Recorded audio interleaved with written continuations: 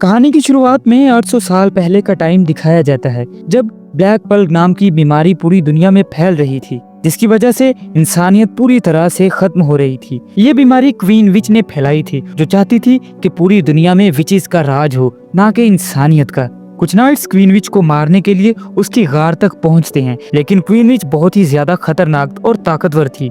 वो इन नाइट्स को मार देती है, लेकिन इन्हीं नाइट्स में एक बहादुर नाइट होता है जिसका नाम कोल्डर था। कोल्डर अपनी तलवार निकालता है और क्वीन विच के सीने में घुसा देता है। क्वीन विच मरने से पहले अपने हाथ से कोल्डर का दिल पकड़ लेती है और उसे एक श्राप देती है कि वो कभी नहीं मरेगा। ये बात आम इंसान को तो ब्लेसिंग लगेगी, लेकिन हकीकत में कोल्डर के लिए ये श्राप बन चुकी थी, क्योंकि क्वीन विच के द्वारा फैलाई गई बीमारी कोल्डर की पूरी फैमिली को मार देती है।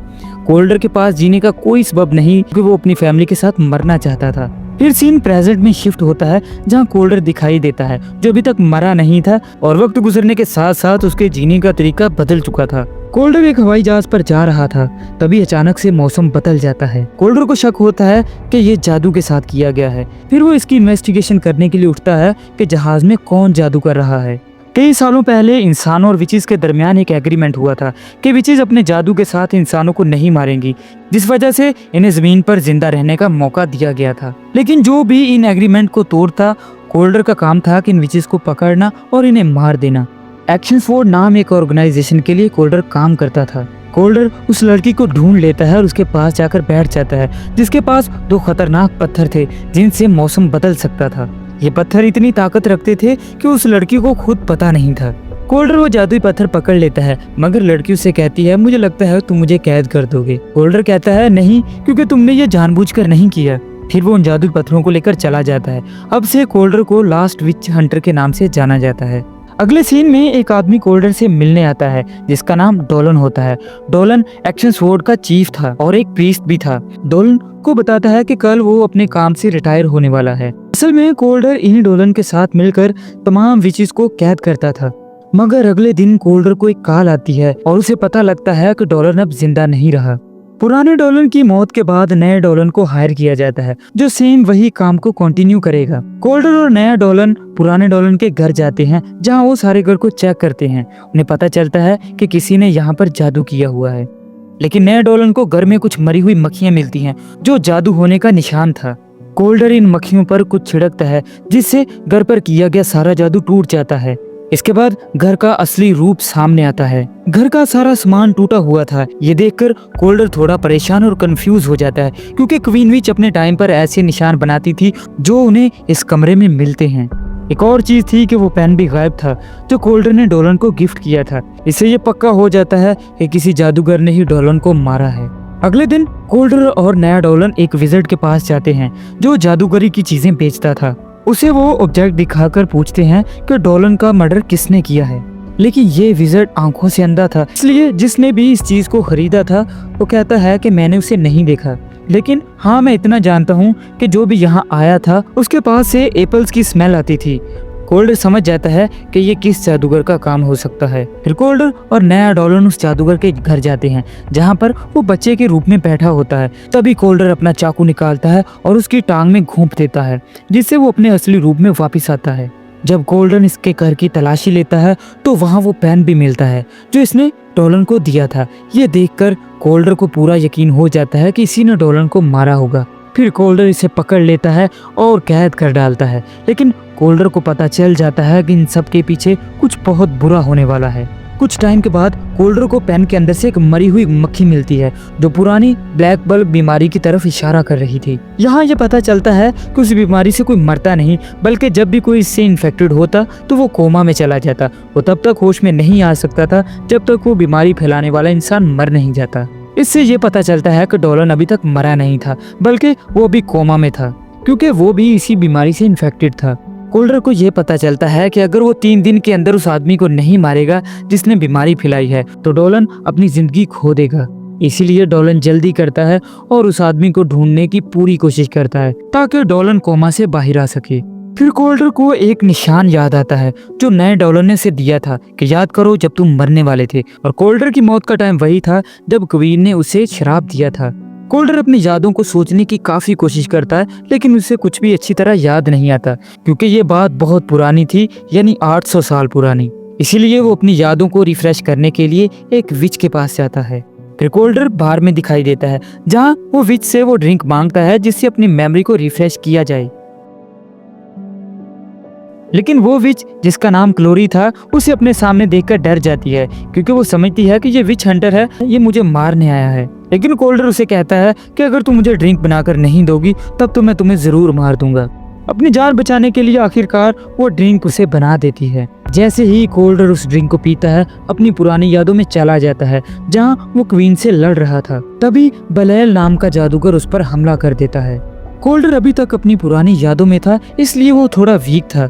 ब्लेल सारी बार को आग लगा देता है ताकि कोल्डर दोबारा से वो ड्रिंक ना पी सके। कोल्डर तो अमर था, वो मर नहीं सकता था, लेकिन ब्लेल जाते हुए क्लोरी को किडनैप कर लेता है और अपने साथ ले जाता है। जब कोल्डर होश में आता है तो इसके हाथ में ब्लेल के कोट का टुकड़ा रह जाता है, जो फाइट के दौरान इसके हाथ में था। इस टुकड़े पर लाल रंग की मट्टी लगी हुई थी, जिससे कोल्डर को पता चल जाता है कि वो किस जगह गया होगा। थोड़ी देर के बाद कोल्डर वहां पहुंच जाता है और क्लोरी को आजाद कर लेता है। अब से क्लोरी की जिंदगी भी खतरे में थी, क्योंकि इसने कोल्डर को मेमोरी पोशन बना के दिया था। कोल्डर फिर से क्लोरी को दोबारा मेमोरी पोशन बनाने का कहता है, लेकिन क्लोरी मना कर देती है, क्योंकि वो सारे पौधे पोशन बनाने के लिए जो चाहिए थे बाहर में जल चुके थे।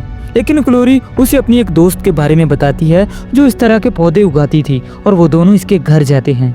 वहां पहुंचकर इन्हें पता चलता है कि ब्लेल पहले से वहां पहुंचकर सारे पौधे ले गया है और उस लड़की को मार गया है। फिर क्लोरी कहती है हमें दूसरी विच के पास जाना होगा जो इस तरह के पौधे उगाती है। इससे पहले ब्लेल उसके पास पहुंचे, हमें फौरन से उसके पास पहुंचना होगा।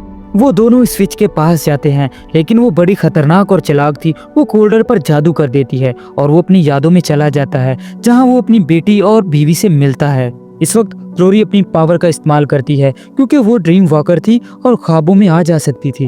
वो कोल्डर की यादों में जाती है और उसे बाहर निकाल लेती है। जब कोल्डर अपनी सेंसेस में वापस आता है तो वो उन विचेस से फाइट करता है और उन्हें हरा देता है। फिर वो दोनों इस जगह से निकलते हैं। अब कोल्डर भी जान चुका था कि क्लोरी एक ड्रीम वॉकर है। फिर कोल्डर उसे अपनी पुरानी यादों में जाने के लिए कहता है। अब इन्हें मेमोरी पोशन की भी जरूरत नहीं थी। क्लोरी कोल्डर को इसके पास्ट में ले जाती है। उस टाइम को देखते हैं जब क्वीन विच के साथ लड़ रहे होते हैं और क्वीन विच उसे शराब दे रही थी। इस सीन के बाद क्वीन विच को मारा गया और पहले डॉलर ने इसके दिल को निकाल कर अपने हाथ पर रखा, क्योंकि विच की सारी पावर उसके दिल में थी। वो खुद तो सारी जल चुकी थी, मगर उसका दिल जिंदा था। डॉलन ने नोट किया कि जब वो विच के दिल को काटता है तो कोल्डर को भी दर्द होता है। डॉलन समझ गया कि अगर इसने विच का दिल काट दिया तो कोल्डर भी मर जाएगा, इसलिए उसने कोल्डर को जिंदा रखने के लिए विच के दिल को नहीं काटा, बल्कि उसे अपने साथ ले गया। जब कोल्डर अपनी यादों से बाहर आता है तो वो समझ जाता है कि ब्लेल ने डॉलन से विच का दिल ले लिया था और वो विच को जिंदा करने की कोशिश करेगा। इसलिए कोल्डर और नया डॉलन मिलकर ब्लेल को ढूंढने लगते हैं। अगले दिन ब्लेल अपना जादू शुरू करता है, जिसमें वो वही अंधे जादूगर को कुर्बान करने वाला था, जिससे वो विच को जिंदा कर सके। तभी कोल्डर भी वहां पहुंच जाता है, लेकिन इससे पहले ब्लेल क्वीन को जिंदा कर चुका था। फिर कोल्डर जबरदस्त हमला करता है और ब्लेल को मार देता है। लेकिन जब वो क्वीन विच को मारने के लिए आगे बढ़ा और क्वीन दोबारा से इसके दिल को छूती है और अपना श्राप वापस ले देती है, जिससे कोल्डर काफी जख्मी हो जाता है। लेकिन तब तक विच वहां से भाग जाती है। जब कोल्डर वापस आता है तो देखता है कि डॉलन जिंदा हो चुका है, क्योंकि ब्लेल ने ही ये बीमारी फैलाई थी और वो मर गया था। इसी वजह से डॉलन कोमा से बाहर आ गया था। फिर डॉलन कोल्डर से कहता है कि विच अभी कमजोर होगी, क्योंकि वो अभी अभी जिंदा हुई है। अपनी पावर को बढ़ाने के लिए वो तमाम विचेस को इकट्ठा करने वाली है। ये सुनकर कोल्डर समझ जाता है कि क्वीन विच अब कहाँ जाने वाली है। वो जानता था कि वो सबसे पहले एक्शन स्वॉर्ड पर हमला करेगी, क्योंकि कोल्डर ने वहाँ बहुत सारी विचेस को कैद किया हुआ था। कोल्डर अपने घर वापस जाता है और अपने सारे हथियार इकट्ठा करता है। क्लोरी और डॉलन के साथ एक्शन स्वॉर्ड की तरफ निकल पड़ता है। वहां पहुंचकर वो देखता है कि क्वीन ने सारी विचेस को साथ जोड़ लिया था और इनसे सारी ताकतें ले ली थी, और अब क्वीन विच वो बीमारी फैलाने लगती है।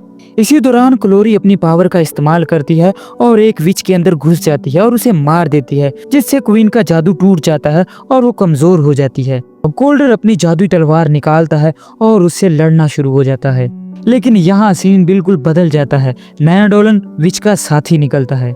वो अपनी गन निकालता है और कोल्डर को गोली मार देता है, जिससे वो जख्मी होकर गिर जाता है। फिर क्वीन विच ग्लोरी को अपने जादू में शामिल कर लेती है ताकि वो अपनी पावर को कंप्लीट कर सके। इसी दौरान क्वीन उस डॉलन को भी मार देती है, क्योंकि वो था तो इंसान ही। वो चाहती थी कि सिर्फ विचेस का ही दुनिया पर राज हो। क्वीन विच फिर से वो पुरानी बीमारी को फैलाने लगती है। कोल्डर मौत के करीब था और अपनी बीवी और बेटी का चेहरा देखता है, जो इसे कह रही होती हैं, तुम्हारा वक्त अभी नहीं आया, तुम्हें अभी इंसानियत को बचाना होगा। इसके बाद कोल्डर होश में आता है। वो अपनी जेब से वेदर कंट्रोल करने वाले पत्थर निकालता है, जो उसने शुरू में एक लड़की से लिए थे।